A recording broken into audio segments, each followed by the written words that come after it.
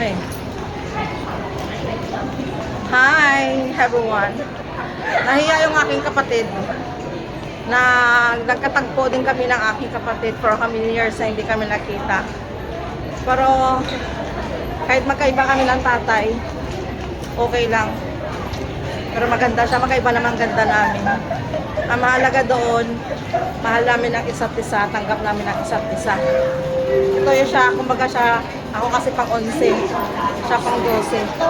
So nagkaroon pa ng anak ng tatay ko sa isang kabilang bahay. Kumbaga siya yung nag-iisang anak ng tatay ko na matagal ko na din gustong makita, makasama. Ngayon nakasama ko na rin siya. O, di ba ang ganda? At ang tangkad pa ng aking kapatid. Yan. Nagmana talaga sa akin ang gandahan. O, di ba? Pareho pa kami nakaputi. Hindi pa kami nag-usap niyan. Pareho pa kami naka-black. O, di ba? So, yun lang yun, guys. Kaya thankful ako sa aking kapatid na to. Mahihain na kasi siya eh. Camera shy siya. Napilitan lang talagang makasama sa vlog ko ngayon. Kasi nga, alam mo na, hindi talaga siya makaindi sa atin niya. So, diba? Ang sarap sa feeling, guys. Na may nakababata akong kapatid na nakita ko din over how many years.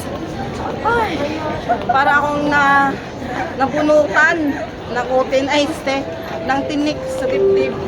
Makasama ko muna yung kapatid ko sa ama. O, diba? Ayan na tatay, kahit wala ka na. Nagmamahalan pa rin talaga kami ng bonggang-bongga kung saan ba talaga tayo. Nandito na tayo. So ngayon, dito kami sa Central. Nagtitiis na kami ng gutom. Wala pa kami kinain. Kasi nagtitipiting kami. Wala kami mga pera, pero naka-brace kami. Ayun, sorry ka nga dyan. Ayaw talaga ipakita yung brace niya ba. Nahiya talaga siya pa, guys. Totoo lang. Ang sarap nakasama ng kapatid ko kasi jolly talaga siya, guys. Jolly talaga siya. Natatawa na lang siya sa kalakuhan ng ate niya. Ay, di ba? Maloko kasing ate niya. Kaya tinuturuan ko na siya maging maloko. Bad influence ang ate. My goodness, ha? So happy lang talaga ako ngayon, guys. Kaya, so, yes, a happy yarn. Kahit bigo yarn. So, nandito tayo sa may Central. Bayad na tayo. So, ang bayad namin ngayon, $3 lang. Hello, vlog! Hi, vlog! So, yun lang, guys.